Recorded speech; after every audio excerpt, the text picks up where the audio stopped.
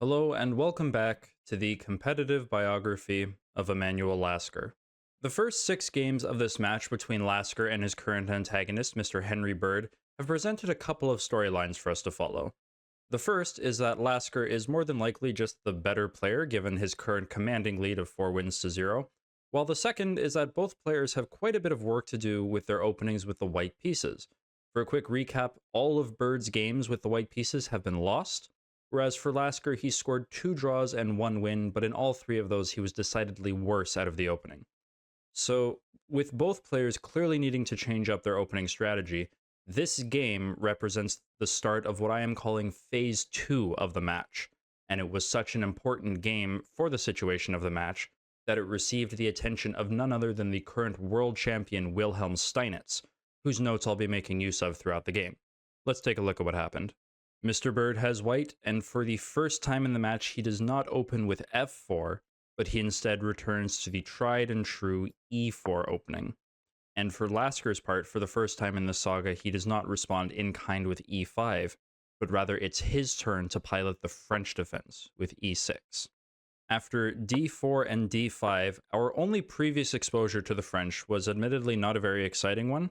It was the final game at the Amsterdam 1889 tournament against Amos Byrne, which saw complete symmetry with e captures d5, e captures d5, bishop d3, knight f6, knight f3, bishop d6, castles, castles, c3, c6, bishop e3, bishop e6, knight bd2, knight bd7, queen c2, and even queen c7, and a draw of 5 moves after this. Now, Bird is not one to make quick draws. He plays the more ambitious move of knight to c3. Knight to f6 was the response from Lasker, and now, for a while, e5 was considered the main line. It had fallen a little bit out of favor. After knight f to d7 and f4, c5 was coming into fashion. D capture c5, knight capture c5 was played twice by Siegbert Tarrasch at the recently concluded Breslau 1889 tournament, with him winning both games with the black pieces. Bird opted for a somewhat older move that had recently been coming back into fashion, bishop to g5, and after bishop to e7, e5 here has still seen quite a bit of play, but Bird instead opts for a much more original variation, starting with bishop captures on f6. Now, Steinitz himself admits to not being a big fan of this variation, but of course he was one of the early proponents of the bishop pair, and he would rarely give it up so unforcedly. It does have the benefit of going away from the theory of the previous variations, which is obviously Bird's MO being something of an opening pioneer, if we're going to put it politely. So after the exchange, Bird played knight to f3, Lasker castled, and only now e5, kicking the bishop back to e7. Bird played bishop to d3, and Lasker played the thematic c5 break. All of this is fairly sound and uncontroversial so far. Here Bird immediately released the tension, d captures c5, bishop captures c5, and castles, knight to c6, and now a3 from Bird, eliminating knight to b4 as an option to deal with Bird's remaining bishop, which is very nicely placed for a kingside attack. Lasker responds in kind by playing a6, and now as far as contemporary games are concerned, queen to d2 was the move previously played here by Simon Vinaver against Alexander Selman at the London 1883 tournament. That game saw h6, rook a to e1, b5, and now Vinaver played queen to f4, and after f6 moved it to g3, and the Polish master, Mr. Vinaver, would go on to win this game with white. Bird was the one to deviate from explored territory with the move knight to e2. This move is a novelty, and so it's as of move 12 that the players are playing a unique game. Facing this novel position, Lasker played the move f6, which is a very thematic break in all of these advanced French-esque structures. Steinitz's first real piece of analysis in this game came at this move, and it was to praise Lasker for not going for the more direct threat, starting with queen to c7, trying to take out the pawn this way.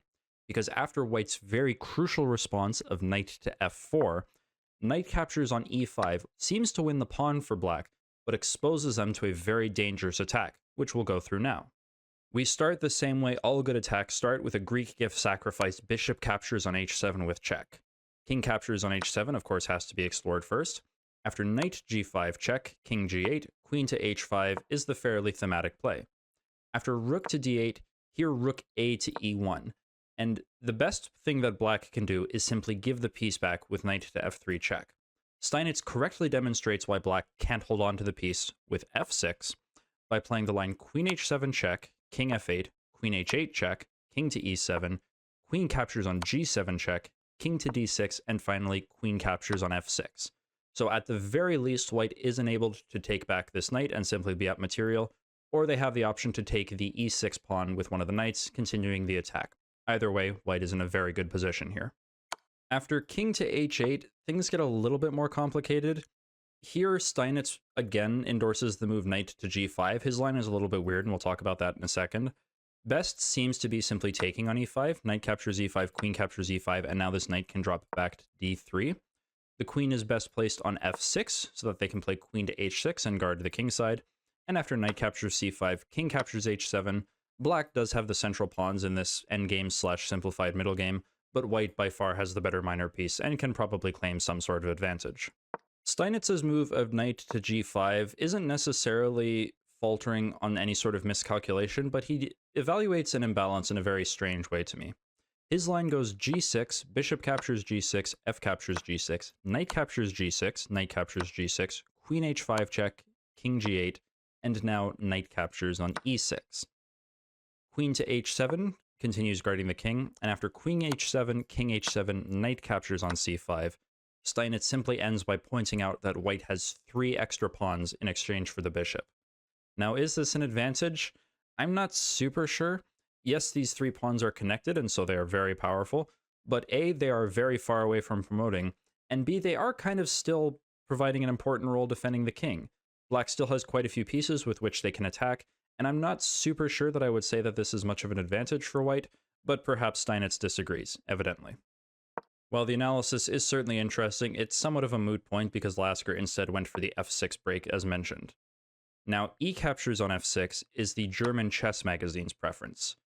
Their line only starts with queen captures on f6. This comes with an attack on the b2 pawn, which white defends with the very straightforward move c3. This is very important because black is threatening to play the move e5, and e4 is a huge threat. Now, in this particular position, not only has the bishop been afforded a good escape square, but they can also play bishop to c4. And this is a very nice move that creates a double attack on the d-pawn, and you can't take it because of queen to d5, forking and winning the dark squared bishop. So black would have to settle for material equality at best. What the German chess magazine does not cover is the immediate thrust of e5. And now after f captures g7, king captures g7, yes, white is up a pawn, but they haven't adequately defended against e4 yet. So white has a couple of different options they can play here. Queen to e1 is a very clever one, threatening queen to c3 check in case of e4. But now black is enabled to go in a completely different direction. They can play the move bishop to g4, and after knight to g3, which is a very important defensive move, black will simply trade here on f3, and they're not going to win the f3 pawn, but rather they're going to go on an attack, starting with queen to h4. And this is a very awkward position for white, who is definitely the one trying to equalize. Bird's assessment of the position somewhat lined up with the German chess magazines, but he first decided to kick the bishop back with b4. It retreated to e7, and only now e captures f6, bishop captures f6. This comes with an attack on the rook, and once again, Steinitz is the one to recommend the move c3, which is again a very reasonable move. And after e5, once more the bishop has been afforded an escape square, but here he likes the move knight to d2 for white. f3 can come to dissuade e4 entirely. This queen is free to go to the b3 square, and white's position is pretty unfun, but it's at least compact and is going to be hard to break. In what I can only imagine being a sudden lapse of judgment, Bird did not play this, and he instead played rook to b1, and gave himself no out to e5. Now, with best play, he simply loses a piece and the game. So how is Bird going to generate some sort of counterplay to mitigate this catastrophe? He starts with b5. Now, Steinitz recommends the move knight to a5, the Germans like knight to e7. Either way, black remains winning a piece, but here Lasker goes in a completely different direction and plays a captures on b5, which does win material because after bishop captures on b5, rook captures on a3, Lasker does at least win a clean pawn. So even though this is potentially not the biggest material advantage he could have possibly gotten, we can once again say that Bird has not done well with the white pieces. Before we subject the position to too much scrutiny, we should make the time control as we have 3 moves left to make. Bird played queen to c1, kicking the rook all the way back to a8, rook to d1, and after king to h8, Bird developed his knight to g3, and finally for move 20, Lasker finally developed this light squared bishop to e6. So the time control has been reached. Lasker does have an extra pawn, he has the whole center and the bishop pair, but surprisingly his advantage is actually not completely winning. The center isn't super strong due to the lack of supporting f and c pawns, and Bird has very active rooks that are ready to immediately go after these pawns. And in fact, in this position, he's already enabled to go after them with a very powerful break, which he makes right away, c4. This move really coerces Lasker to push his pawn to d4, and now the e-pawn is a very obvious target, which Bird attacks with rook to e1 and Lasker defends with queen to c7. Now in this very difficult position, Bird played the move knight to e4, which Steinitz did not like because it subjects Bird to pins. He instead endorses the move knight to g5, and he wants to move this knight to e4, importantly covering the f5 square. He further claims that black can't trade this knight without more pressure being applied to his e-pawn.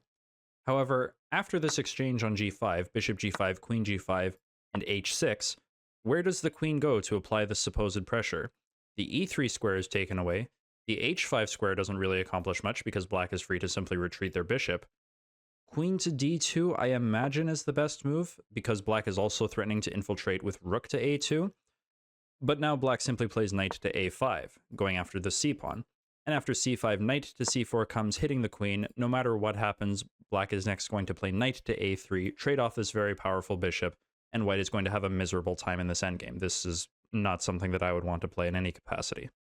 The objection to knight e4, as Steinitz put it, was that now he gets put in a pin with bishop to f5. This is annoying, but Bird initially comes up with a very reasonable way to deal with this. He plays c5, and after knight back to d8 from Lasker, bishop to d3 is perhaps the intended move, and this is the recommendation of the Germans. Looks sound enough. Steinitz here suggests the much more speculative move, knight captures on f6. Now, the critical variation, of course, comes in the line bishop captures on b1. After knight to d5 hitting the queen, queen to f7 is a reasonable move, but now knight to b6 going after the rook. Now black needs to give back the material with bishop to g6. Steinitz has a line starting with rook to a1 that unfortunately just completely loses for black, but the point that black has to find here is that after knight captures on e8, e4. And if this knight moves, then the queen gets an attack on the f2 pawn, and this is complete pandemonium.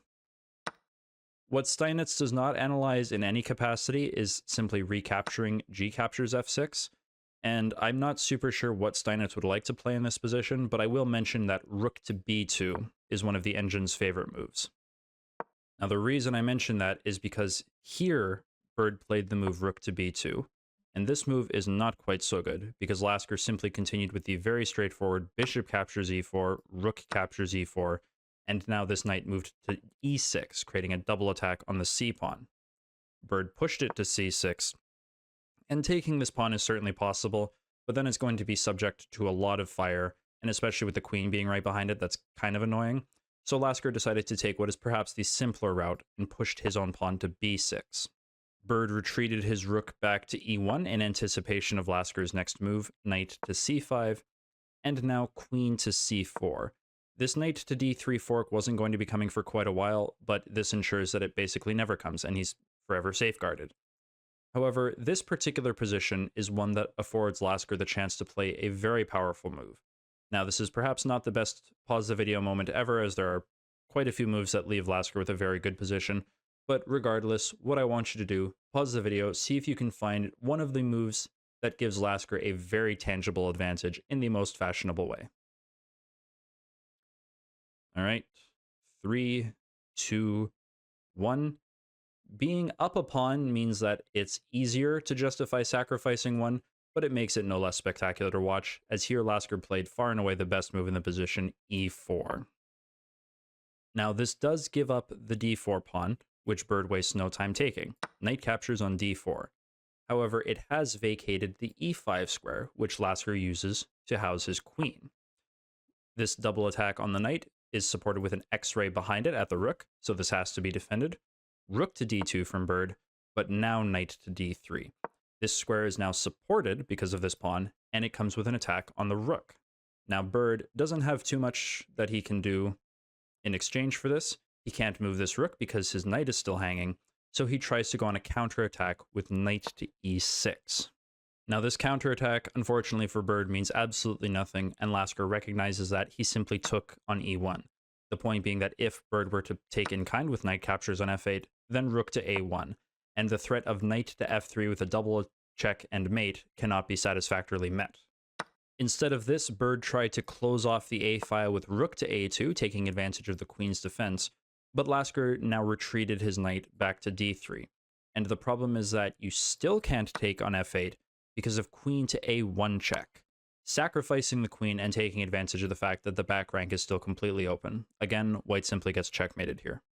So Bird is forced to spend a tempo he really doesn't have. Defending his back rank, he plays the move g3, but Lasker has already won a rook, and now he's free to liquidate. Rook captures a2, queen captures a2, queen captures b5, knight captures f8, and queen captures on c6. So Lasker has regained his quote-unquote sacrificed pawn, and he has an extra bishop to go along with it. He's completely winning, of course, there's really nothing more to analyze, and I would jump to the end of the game. However, Bird does allow him to end things rather quickly with his Hail Mary queen to f7. Now Lasker is free to go on an attack of his own. Queen to c1 check, king to g2, knight to e1 with check, and Bird plays statistically the worst possible move, but nothing was ever going to be good, king to h3. This allows a forced checkmate in 4, which Lasker finds. I'll give you a brief second to find it yourself. Ready? Queen to h6 check, king to g4 is more or less forced, queen to g5 check, king to h3 is forced, queen to f5 check, g4 is forced, and finally, Lasker, for the first time in this series, gives checkmate with queen to f3. So there you go, that is the first game in this unofficial phase 2 of the match in the books. We're starting to see the trends change now. Bird has changed up his opening, and although it didn't necessarily get him a better result, I would say that following the book a little bit more closely will do him some good.